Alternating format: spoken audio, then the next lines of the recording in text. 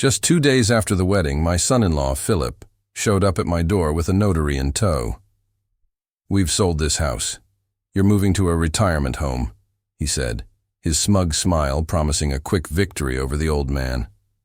But I didn't flinch. Instead, I replied calmly, "Great, let's stop by the police station first. They're very interested in what I sent them about you." The words hung in the air, changing everything in an instant. Before we continue, please subscribe to the channel and leave a comment telling me what time it is where you are right now.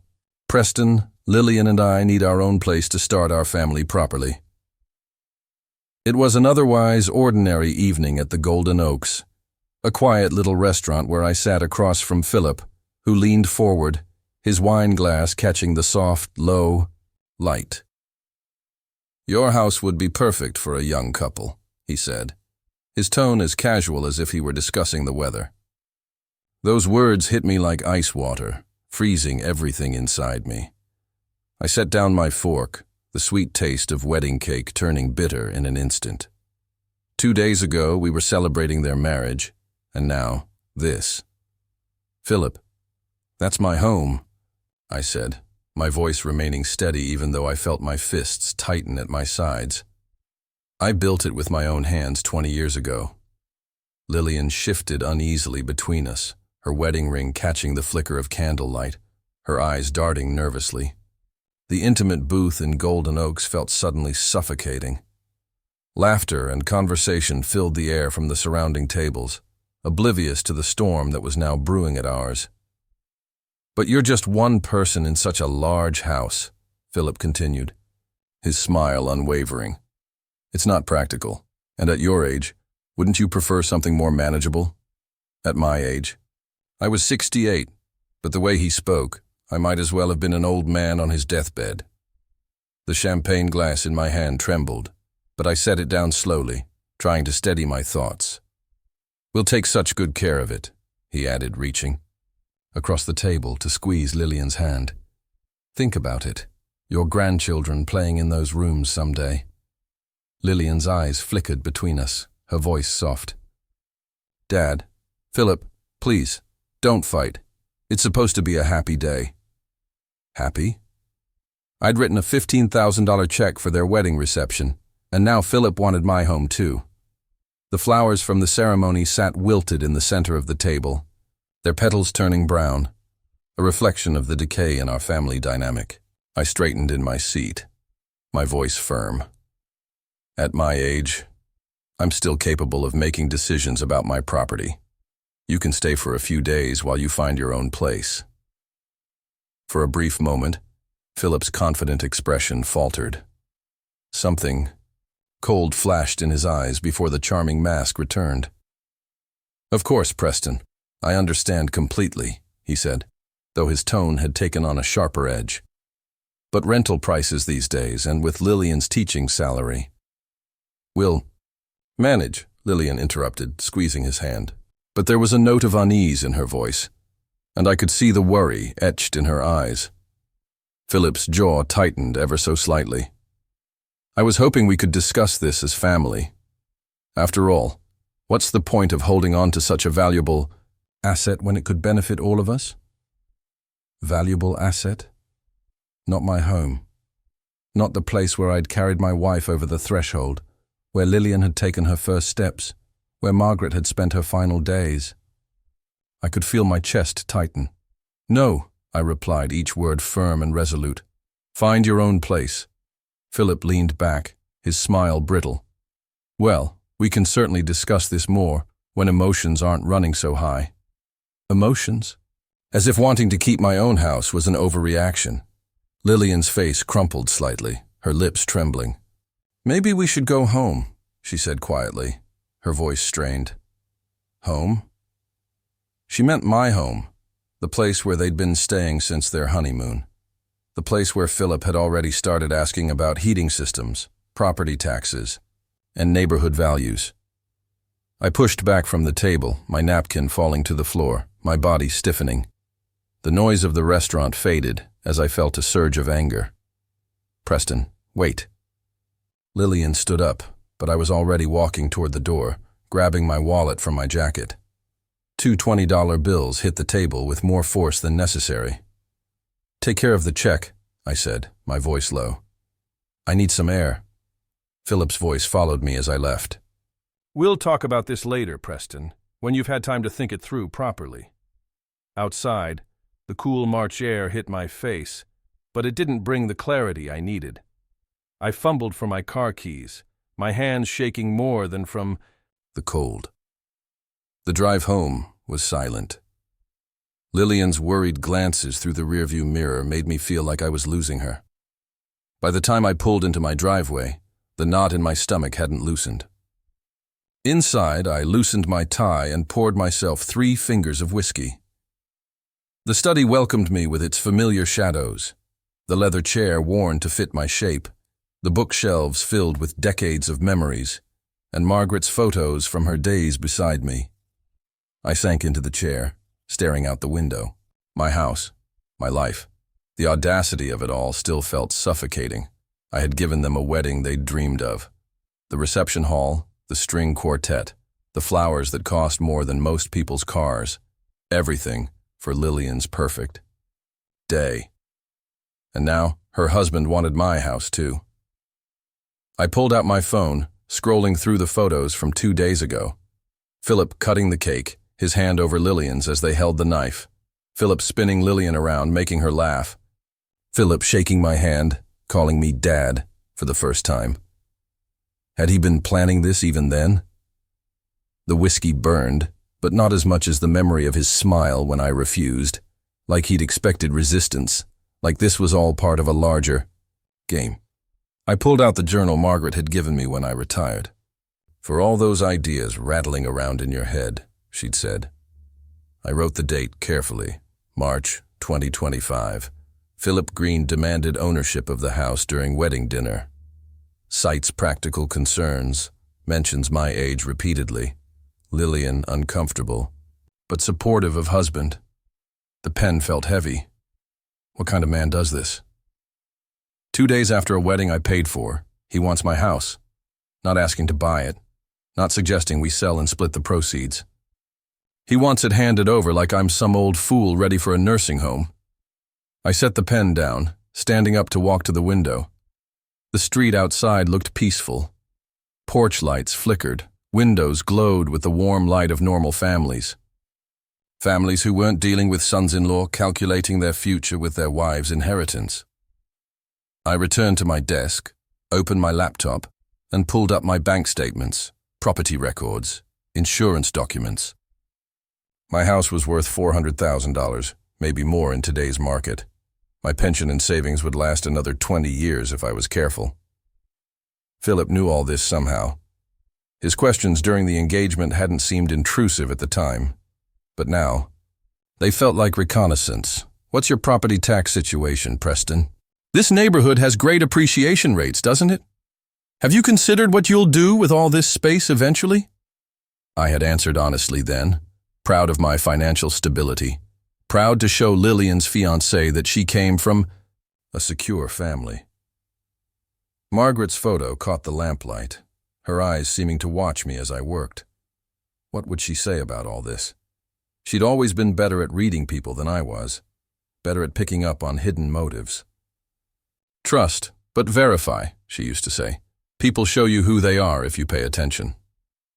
I'd been too happy about Lillian's engagement to see it then, too relieved she had found someone after her divorce, too glad she seemed content. The journal lay open, waiting for more observations. I picked up the pen again. Philip Green, 38 years old, business consultant. Claims to help small companies improve efficiency. Works from home, occasionally travels for clients. Never mentioned specific companies or showed detailed business knowledge during conversations. The more I wrote, the more questions emerged. What exactly did Philip do for work? I'd never seen him in a proper office. Never heard him take business calls. His income seemed adequate, but not excessive. Yet he had proposed with a 2-carat ring that must have cost $20,000. I closed the journal and reached for my phone. Tomorrow, I'd start asking questions. beginning with a call to Edward. Lloyd. My lawyer knew everything about my finances and understood the importance of discretion. Something felt very wrong about Philip Green.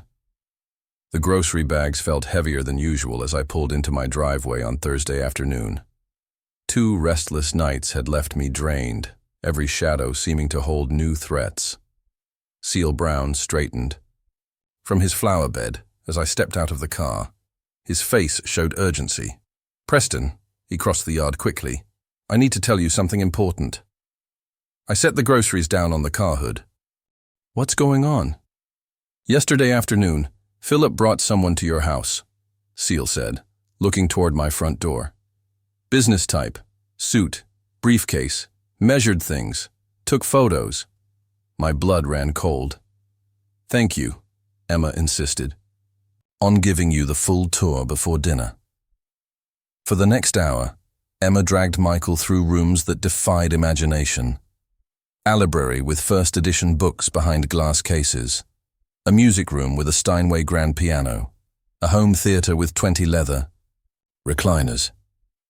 Emma's playroom was larger than most houses, filled with toys that would stock a small store. But what struck Michael most was how Emma moved through it all, like a guest in someone else's museum rather than a child in her own home. This is my favorite place, Emma announced, leading him to a small reading nook in her bedroom. Unlike the rest of the house, this corner felt lived in. Worn books, a faded quilt, a collection of small stuffed animals showing signs of actual play. This feels more like you, Michael said, settling into the window seat beside her. Daddy made this for me before he went to heaven. Mommy wanted to redecorate, but I asked her not to. Your daddy sounds like he was a very special man. He was. He used to read to me every night just like you did. Mommy tries, but she gets phone calls. The innocent observation carried a weight that Michael recognized. He'd grown up in a house where work always came first, where love was shown through providing rather than presence. Emma, Michael. Victoria's voice echoed up the grand staircase. Dinner's ready.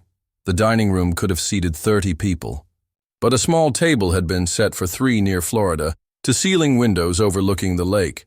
The gesture toward intimacy in such a vast space felt both touching and tragic. I hope you don't mind, Victoria said as they sat down. I gave the staff the evening off. I thought we might enjoy some privacy. You cooked?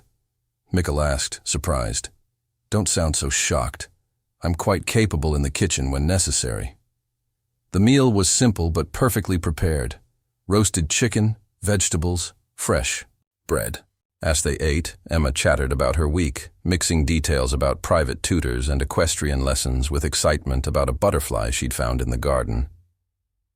Emma's been homeschooled since she was 4, Victoria explained, for security reasons. Do you miss being around other kids? Michael asked Emma.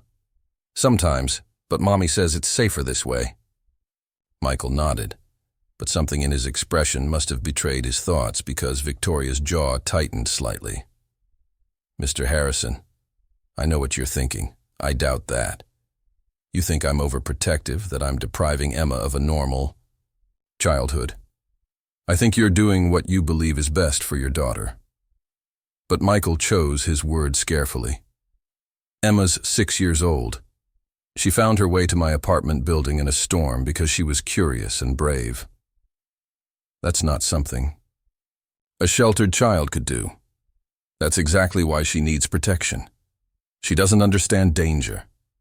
Or maybe she understands something adults forget, that most people are good, and sometimes you have to take risks to find the help you need. Victoria set down her fork. Mr. Harrison, with respect, you don't understand the realities of our situation. Maybe not, but I understand Emma. Do you? After 2 days, sometimes 2 days of real attention teaches you more than years of distracted interaction. The words hit harder than Michael intended. Victoria's face flushed, and Emma looked between them with the instinctive worry of a child sensing adult conflict. I'm sorry, Michael said quickly. That was out of line. No, Victoria said quietly. It wasn't. It was honest. An uncomfortable silence settled over the table until Emma piped up. "Michael, will you read Tome tonight? Mommy has a work call at 8. Victoria's face tightened. "Emma, I told you I'd take that call tomorrow, but you said it was more important than our dinner." Victoria looked trapped between worlds, the demands of her empire and the needs of her daughter. Michael recognized the struggle from his own childhood. "Actually," Michael said, "I was hoping your mom could show me your lake view. I heard it's spectacular at sunset." Emma brightened. "Oh yes, and Mommy knows all about the wildlife she used to study biology before she had to run the company." "You studied biology?" Michael asked Victoria. "Marine biology? Actually, I was working on my PhD when my father died and I had to take over Sterling Industries, had to family responsibility. The board needed a Sterling in charge, and my father's will made it clear that Emma's inheritance depended on family maintaining control." Another piece of the puzzle clicked into place for Michael. Victoria wasn't just a wealthy CEO. She was a woman who'd sacrificed her dreams to preserve her daughter's future. As the sun set over Lake Michigan, painting the sky in brilliant oranges and purples, the three of them stood on the terrace. Emma, between the two adults, all of them quiet in the beauty of the moment. "It's peaceful here," Michael said. "Sometimes," Victoria replied, "when the world isn't demanding something, and when is the world not demanding something?" Victoria looked at him with something approaching surprise. "You know, I can't remember. It was Emma who broke the spell." "Michael, are you going to be my friend forever?"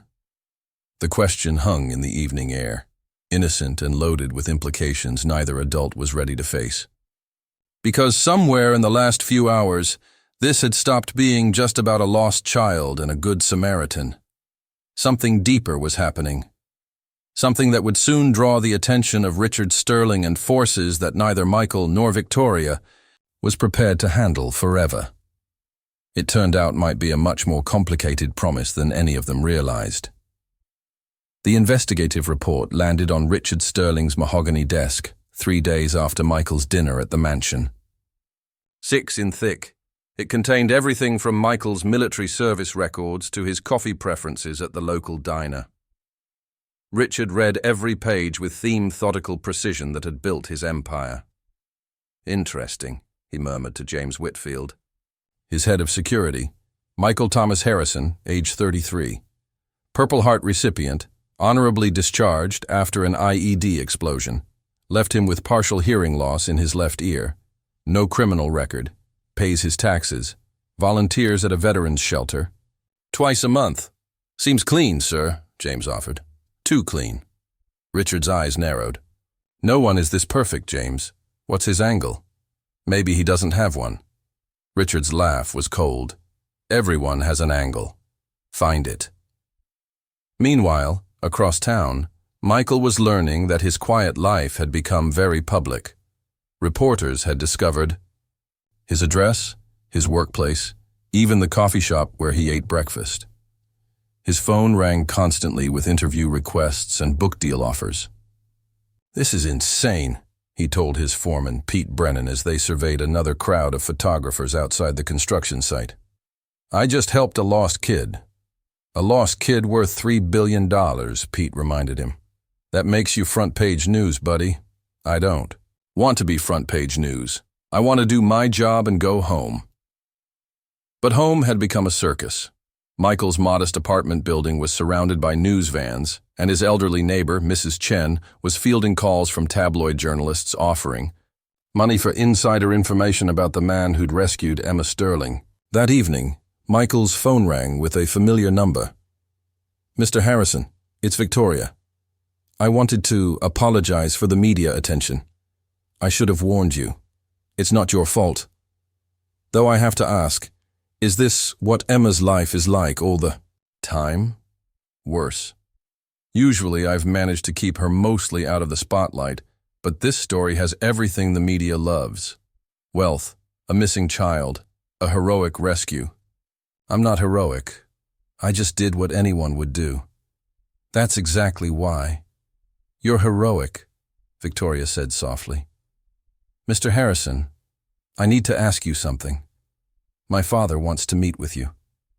Michael's stomach tightened. I'm guessing this isn't a social call. Richard Sterling doesn't make social calls. He wants to discuss your future relationship with the family, as he put it. And if I refuse, Victoria was quiet for a long moment. I wouldn't recommend that. The meeting was set for the next morning at Sterling Industries headquarters. As Michael rode the elevator to the 42nd floor, he tried to calm his nerves. He'd faced enemy fire. Surely he could handle one angry grandfather. Richard Sterling's office was a monumento power. Floor-to-ceiling windows overlooking downtown Chicago. Walls lined with photos of him shaking hands with presidents and world leaders. The man himself was smaller than Michael had expected, but radiated the kind of authority that came from never hearing the word no. Mr. Harrison, please sit. Richard gestured to a chair positioned to catch the morning glare. Thank you for coming. Did I have a choice? We all have choices.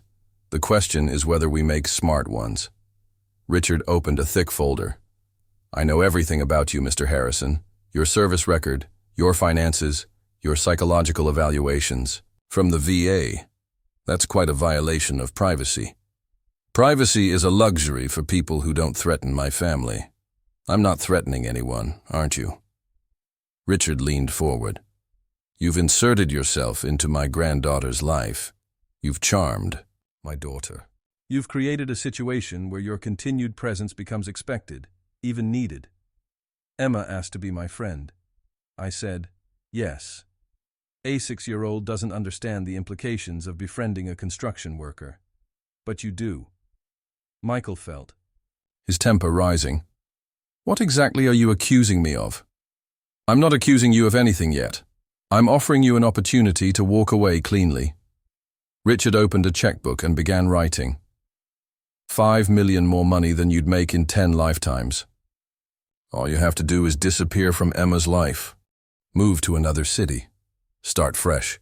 Never contact my family again. The check lay between them like a gauntlet thrown down. Michael stared at it then, at Richard. You think everything can be bought? In my experience, yes. Then you've lived a very sad life. Michael stood. I'm not interested in your money, Mr. Sterling. Everyone is interested in money, Mr. Harrison. They just pretend they're not until the amount gets high enough. Keep your check. Emma asked me to be her friend, and I don't abandon my friends. Richard's eyes hardened. Then you're making a very expensive mistake. Are you threatening me? I'm educating you. Emma is my granddaughter. Victoria is my daughter. I will protect them from anyone I perceive as a threat regardless of their intentions. Even from happiness, especially from happiness built on false foundations. Michael reached the door before turning back. Mr. Sterling, I feel sorry for you. You have everything money can buy, but you don't trust anyone enough to let them care about your family freely. That's not protection. That's prison. As Michael left, Richard made a phone call. James, move to phase 2. I want to know everyone Mr. Harrison has ever spoken to, every debt he's ever owed, every weakness he's ever had, and I want options. What Richard didn't know was that Victoria had been listening from the adjoining conference room, her hand over her mouth in shock. She'd expected her father to be suspicious, even hostile. She hadn't expected him to try to buy Michael off like a blackmailer. For the first time in years, Victoria Sterling was beginning to question whether her father's protection was worth the cost. The war for Emma's future had officially begun. Victoria confronted her father an hour after Michael left, bursting into his office with the fury of a woman who'd finally seen too much. 5 million, Dad? Really? Richard didn't look up from his computer. You were eavesdropping. I was protecting my interests. Did you honestly think you could bribe Michael and I wouldn't find out? I was solving a problem before it became a crisis. What problem? A man who genuinely cares about Emma without wanting anything in return. Men like that don't exist. Victoria, Everyone wants something. Like what? What could Michael possibly want from us that he couldn't get easier somewhere else? Richard finally looked at her. His expression a mixture of frustration and pity. Access, status, the chance to marry into $3 billion. He's met me twice. We've barely had a real conversation. Time is irrelevant when the stakes are this high. Victoria sank into the chair Michael had vacated, still warm from his presence. Do you hear yourself? You're so paranoid that you can't recognize genuine kindness. Kindness is a luxury we can't afford. Says who? You. The board. The company you've turned into a prison for your own family. Richard's face hardened. That company is Emma's inheritance. Everything I've built, everything I've sacrificed, has been to secure her future. What future? One where she can't trust anyone because her grandfather has convinced her that everyone has ulterior motives. Better paranoid than poor. Better poor than incapable of love. The words hung between them like a slap. Richard's composure cracked slightly, revealing something Victoria rarely saw. Genuine hurt. I loved your mother, he said quietly, and look how that ended. She died at 52 from a stress-induced heart attack, exhausted from trying to be the perfect corporate wife while raising me alone because you were always working. I was building something for you, for Emma. You were building a monument to your own ego, and now you want to sacrifice Emma's happiness to maintain it. Richard stood, moving to the window that overlooked his empire. Victoria, you don't understand the pressures we face. The board is already questioning your leadership. The merger with Yamamoto Industries hangs by a thread. If shareholders perceive you as distracted by personal relationships, if they think you're making emotional rather than strategic decisions, they'll what? Fire me? Replace me with someone who actually wants this job. They'll destroy Emma's inheritance. Without family control, Sterling Industries becomes just another corporation. Emma becomes just another rich girl instead of an heir to a dynasty. Maybe that's not such a bad thing. Richard turned genuinely shocked. You can't mean that. I mean exactly that. Look at what this dynasty has cost us, Dad. You buried your grief in work after Mom died.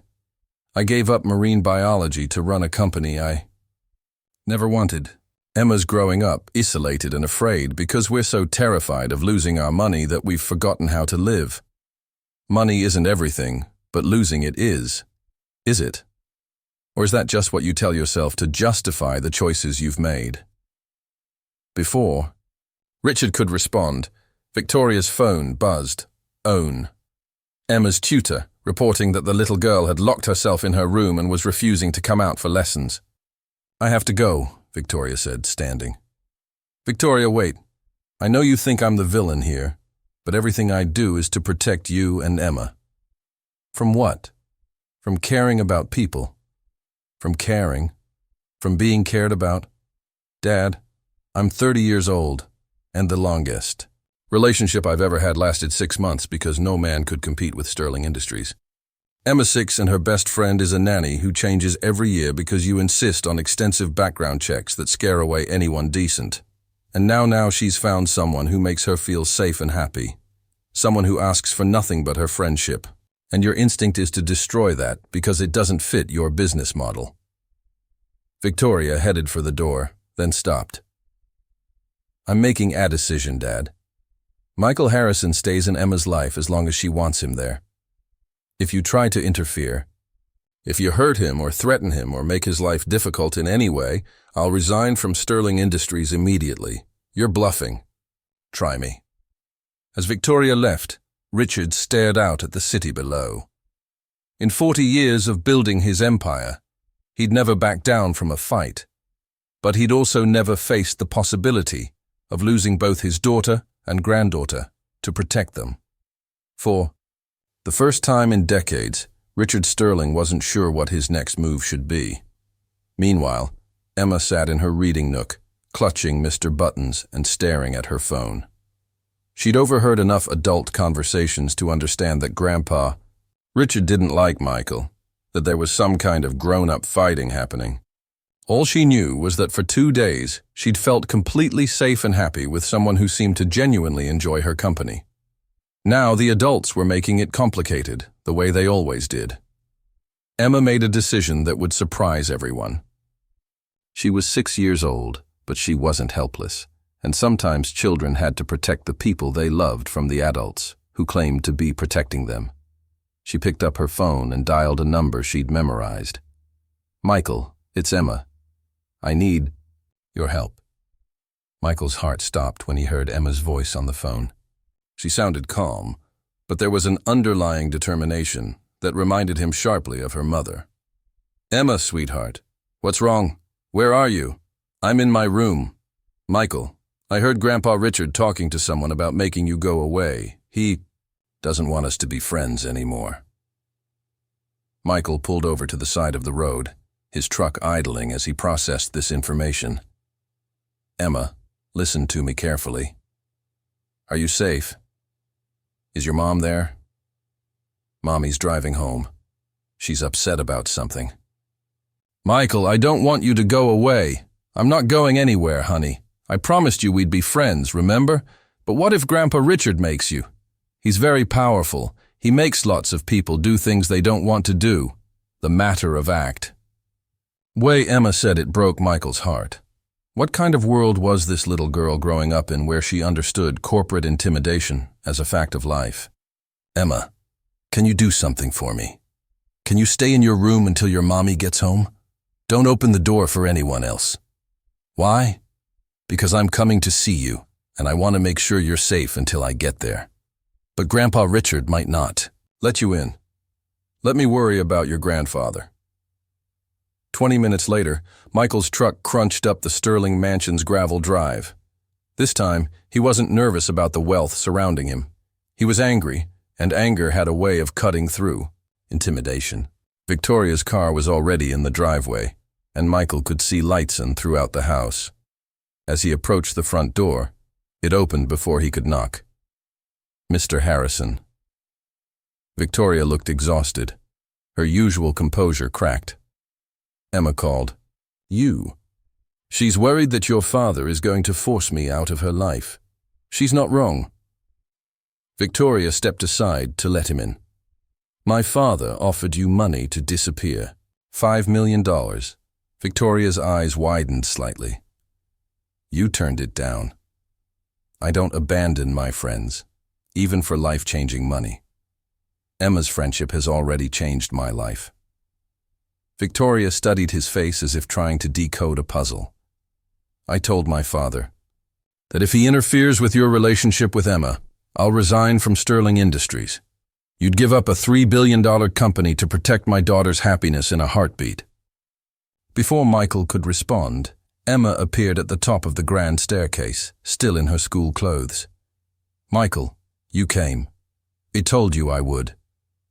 Emma raced down the stairs and threw herself into his arms. Over her head, Michael met Victoria's eyes.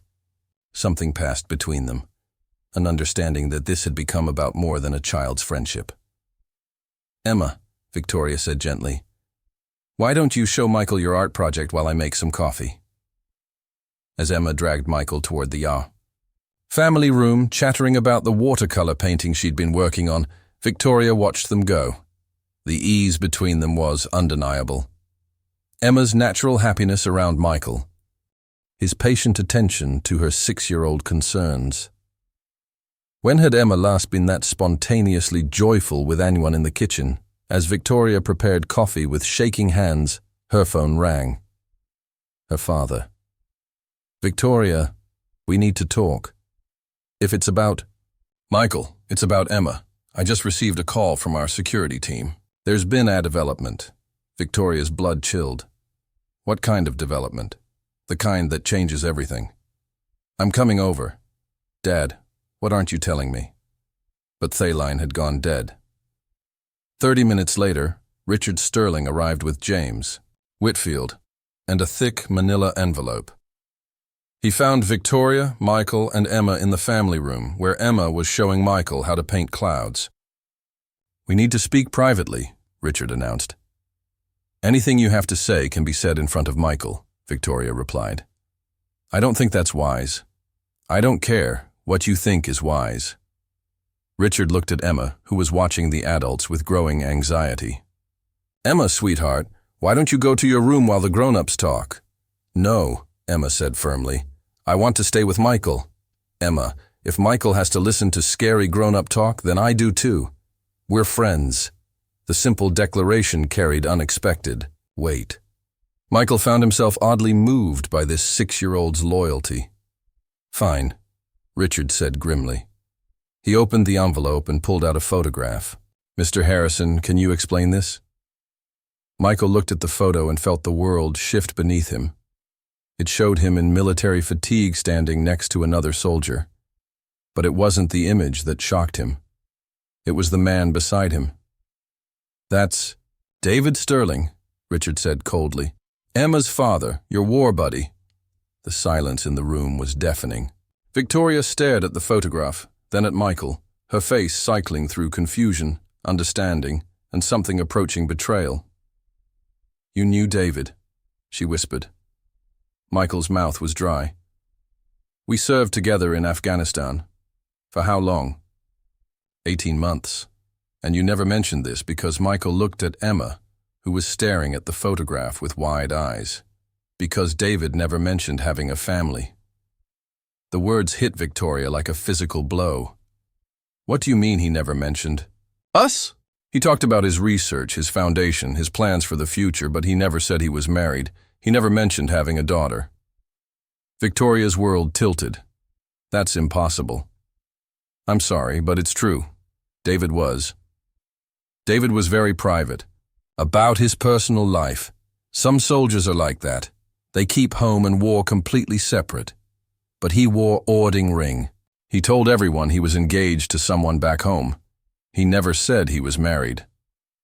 Richard's voice cut through the emotional chaos.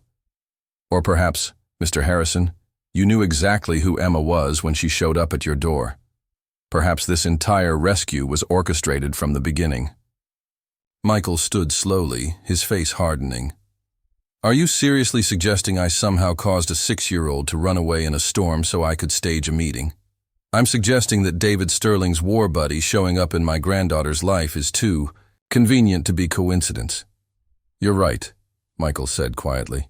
It is too convenient to be coincidence. Everyone stared at him. It's fate. The revelation that Michael had known Emma's father sent shockwaves through the Sterling mansion that would reshape everything they thought they understood about the past 3 years. Victoria sat in stunned silence, staring at the photograph of her deceased husband standing next to the man who had become her daughter's closest friend. The irony was devastating. For months after David's death, she desperately wished she could find someone who had known him. Someone who could share memories that might help Emma understand the father she'd barely known. Now that person was here, and she felt betrayed rather than blessed. Tell me about him, Victoria said finally, her voice barely above a whisper. Michael glanced at Emma, who was studying the photograph with the intensity only children could muster when trying to understand adult mysteries. David was complicated, brilliant, absolutely passionate about his medical research, but he carried something heavy with him. Something he never talked about. What kind of something? Guilt, maybe. Regret. I was never sure. He volunteered for every dangerous mission like he was trying to prove something, or atone for something. Victoria's hands trembled slightly. He never told you about us? Never. I knew he had money. His equipment was too expensive for a soldier's salary. And I knew he was engaged to someone he called V, but he made it sound like a recent relationship, not a marriage with a child. We'd been married for 3 years when he deployed. Emma was 2. Michael felt sick. Victoria, I swear to you, if I'd known, if you'd known what? That your war buddy had a wife and daughter he was apparently ashamed of. He wasn't ashamed, Michael said firmly. David loved you. He talked about V constantly, how brilliant you were, how you were going to change the world together. He compartmentalized everything. Why would he lie about being married?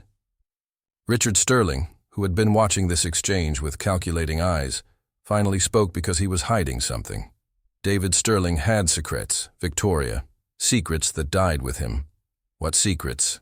The kind that make a man volunteer for suicide missions in Afghanistan. Victoria turned on her father. Stop it. Just stop. David died of a rare blood infection. You know that. David died in a military hospital in Germany 3 weeks after exposure to an unknown biological agent during a raid on a suspected weapons facility. The words hung in the air like a death sentence. Victoria stared at her father in horror. You're lying. I'm telling you what I discovered when I had his military records investigated after his death. Records that were largely classified. Until recently, Michael's face had gone pale. The Kandahar incident. Everyone turned to look at him. There was a raid, Michael said slowly, as if the memories were painful to access. David volunteered to go in first because he said he understood biological hazards better than the rest of us. There was an explosion, some kind of containment breach. David was exposed to something. What kind of something? Victoria whispered. We were never told. David was quarantined immediately, then airlifted to Germany. The next thing we heard, he was dead. And you never thought to mention this, Tohis. Widow. I didn't know you existed. Michael's composure finally cracked. Do you think I would have kept this from you? Do you think I'm that cruel? Emma, who had been silent throughout this exchange, suddenly spoke up. Daddy was sick before he went to heaven. All 3 adults turned to look at her. Emma, what do you mean? Victoria asked gently, before he went away. He was coughing a lot and he had red spots on his hands. You thought I was asleep, but I saw you crying because Daddy was sick. Victoria's face went white. Emma, that was just Daddy had a cold. No, Emma said, with the certainty of a child whore-membered more than adults gave her credit for. Daddy was really sick and he was scared. The implications hit Victoria like a physical blow. David hadn't deployed while healthy and gotten sick overseas. He'd been sick before he left and he'd deployed anyway. He knew, she whispered. He knew he was dying, and he went to Afghanistan anyway. Why would he do that? Michael asked. Richard Sterling opened another folder he'd been carrying. Because he was being investigated for embezzling funds from his medical research foundation. Military deployment put the investigation on hold. If he died in service, the charges would likely be dropped to avoid scandal. That's impossible, Victoria said flatly. $2 million, Victoria. Missing from the foundation accounts over a 6-month period before his deployment. He was funding legitimate research into what? The foundation's financial records show payments to a dozen shell companies with no verifiable research output. Michael stood up abruptly. This is enough. Emma doesn't need to hear this. Emma has a right to know who her father really was, Richard said coldly. She has a right to be 6 years old without having her world destroyed by adult accusations. And you have a right to insert yourself into our family crisis because I care about Emma. Because I cared about David despite whatever you think. He did. And because someone needs to protect that little girl from the poison you call protection. The room erupted in raised voices. Victoria defending David's memory. Richard insisting on harsh truths. Michael trying to shield Emma from the crossfire, but it was Emma herself who brought the chaos to a halt. Stop, she shouted, her small voice cutting through the adult arguments like a knife. Stop fighting! About Daddy. The silence that followed was deafening. Emma stood in the center of the room, tears streaming down her face, clutching the photograph of her father and Michael. I don't care about money or secrets or bad things, she sobbed. I just want Daddy back and I can't have him. But Michael knew Daddy, and that makes me happy. Why are you trying to make the happy thing bad? Her words spoken with the devastating honesty. Only children possessed stripped away all the adult complications and left the simple truth. A little girl had lost her father and found a connection to him through an unexpected friendship. Victoria knelt beside her daughter, pulling her into a fierce embrace. "You're right, baby. We shouldn't be fighting." Over Emma's head, she looked at Michael with eyes full of confusion, pain, and something else. A dawning realization that perhaps the most important question wasn't what Michael had known about David, but what David had never told her about himself. The truth about David Sterling was about to unravel everything the family thought they knew about their past and force. "Do you know how to make pancakes?" "I'm learning. Do you keep promises?" Marcus looked into Emma's blue eyes, eyes that were unmistakably like his own. "Yes, I keep promises. Then we can be friends. But Michael is my special friend because he saved me. And Mommy is my mommy forever. And Daddy David is in heaven watching me. You can be my other daddy if you want, but you have to be nice to everyone." The adults stared at this 6-year-old who had just negotiated the most complex family situation any of them had ever encountered with the wisdom of someone far beyond her years. "Emma," Victoria said gently, "it's not that simple. Why not? People have stepfamilies and divorced families and all kinds of families. Why can't I have a mommy and a heaven daddy and a new daddy and a special friend? As long as everyone loves me and is nice to each other." Marcus Webb felt something crack open in his chest, a space he hadn't known existed, suddenly filled with overwhelming love for this remarkable child who had somehow become his daughter. "I would like very much to be your other daddy," he said seriously, "if that's okay with your mommy." Victoria looked at Marcus, then at Michael, then at her father, who had been uncharacteristically quiet during this exchange. "Dad, what do you think?" Richard Sterling, the man who had built an empire on control and suspicion, who had seen threats, in every shadow and ulterior motives, in every kindness, looked at his granddaughter, biological or not, and made perhaps the most important decision of his life. "I think Emma is the wisest Sterling I've ever met, and I think we should listen to her." 6 months later, the Sterling family looked nothing like it had before Emma knocked on Michael Harrison's door during that October storm. Marcus Webb had become a regular presence, taking Emma to father-daughter breakfasts and teaching her about medicine. Michael remained her closest friend, the man who'd taught her that sometimes the most important family members were the ones you chose, rather than the ones you were born with. Victoria had stepped back from day-to-day operations at Sterling Industries, finally pursuing the marine biology PhD she'd abandoned years earlier. Richard surprisingly had supported the decision, discovering that he actually enjoyed being a hands-on grandfather more than a distant corporate patriarch. And Emma thrived in the middle of it all, a little girl who had somehow taught 4 adults that family wasn't about DNA hormone or social expectations. Family was about showing up for each other, keeping promises, and making pancakes together on Sunday mornings. The storm that had brought them together had passed, but the rainbow that followed would last forever. Sometimes the most beautiful families are the ones that are built rather than born, created by choice rather than chance, and held together by love rather than obligation. Emma Sterling had always known this truth. It just took the adults in her life a little longer to learn what she'd understood all along. The best families are the ones where everyone chooses to stay every single day because that's where their heart feels most at home.